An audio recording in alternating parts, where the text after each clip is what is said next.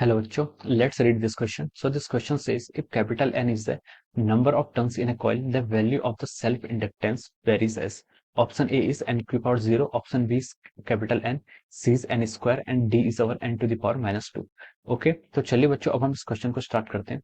तो देखिए बच्चों, इस क्वेश्चन का की कॉन्सेप्ट आपका लिख सकते हैं। द की concept of this question is, इस क्वेश्चन हमसे बोला है कि the value of self inductance varies as, यानी कि हमें क्या बताना है यहाँ पर, सेल्फ इंडक्टेंस हमें यहाँ पर कैलकुलेट करके बताना है। Okay, the value of the self inductance आपकी कैसे वेरी करती है।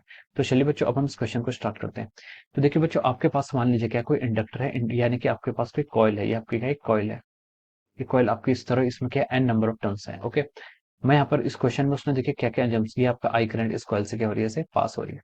अब देखिए क्वेश्चन में उसने बोला कि if N is the total number of turns in the coil, इस कॉइल पर आपका टोटल नंबर ऑफ टर्न्स कितने यहाँ पर एन है, और हम मान लेते हैं इसकी लेंथ क्या कैपिटल है, capital L is the length of this coil. Okay, अब देखिए यहाँ से हम क्या number of turns per unit length को क्या लिख सकते हैं, small n is equal to capital N by L. Okay, small N क्या है, number of turns, L is small n number of turn, small N क्या है आपका number of turns per unit length, capital N है आपका total number of turns और capital L क्या है आपका length of this coil.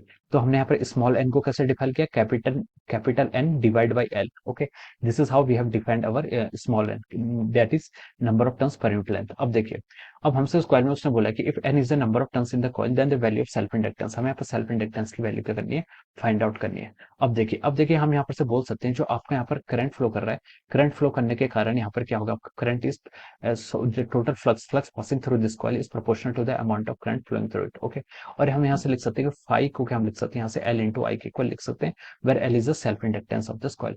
Make it equation number 1। Okay, अब हमें यहाँ पर क्वेश्चन में बोला कि the value of the self inductance, हम सेल्फ इंडक्टेंस यानी कि दिस एल की वैल्यू यहाँ पर फाइंड आउट करनी है। अब देखिए फाई को हम कैसे लिख सकते हैं, फाई होता है आपका B vector dot of over A vector, this is how we define the phi. Phi का होता है magnetic field vector dot area vector. Magnetic field देखिए, अब मान लीजिए यहाँ पर आपका एक स्मॉल पोर्शन आप यहाँ पर एक एज्यूम कर लीजिए, this is our small portion. इस स्मॉल पोर्शन के कारण आपका मैग्नेटिक फील्ड देखिए आपका क्या होगा, इस डायरेक्शन में होगा।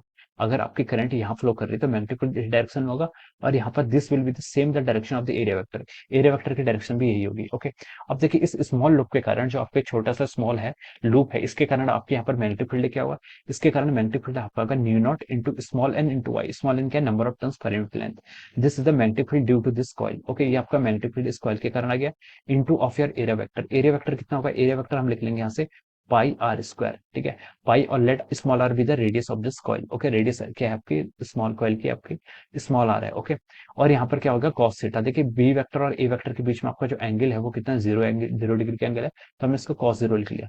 अब देखिए हमें यहाँ पर टोटल फ्लक्स फाइंड आउट करना है, तो टोटल फ्लक्स क्या होगा, इसमें तो बहुत सारी कॉल्स हैं, कितनी कॉल्स हैं टोटल, हम उसको लिख सकते हैं small N into L.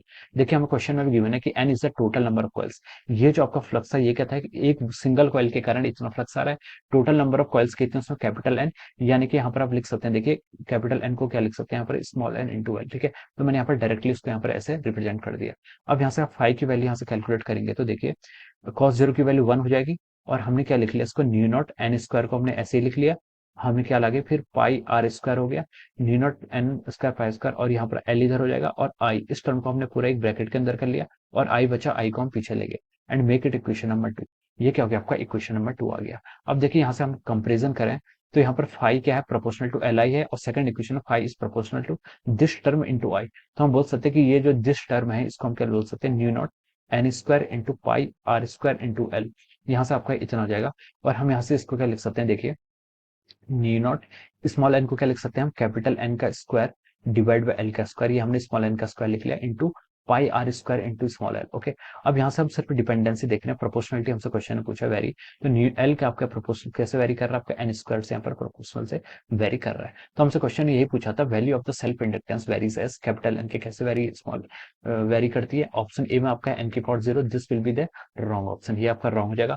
Option B में बोला आपका स्मॉल एन, ये कैपिटल एन, ये भी आपका रॉन्ग हो जाएगा। ऑप्शन सी में बोला आपका एन का स्क्वायर, तो ये टर्म आपका क्या हो जाएगा आंसर, राइट हो जाएगा। Option D will be again the wrong. Okay, तो हम बोल सकते हैं यहाँ पर जो आपका ऑप्शन सी आ रहा है, option C will be the right answer of this question. Okay, option C will be the correct answer of this question. Option C is correct answer of this question. Okay, तो option C यहाँ से आ गया, इसके corresponding आपका option C क्या होगा, right answer हो गया। Okay, so I hope you all understood this concept. All the best and thank you so much.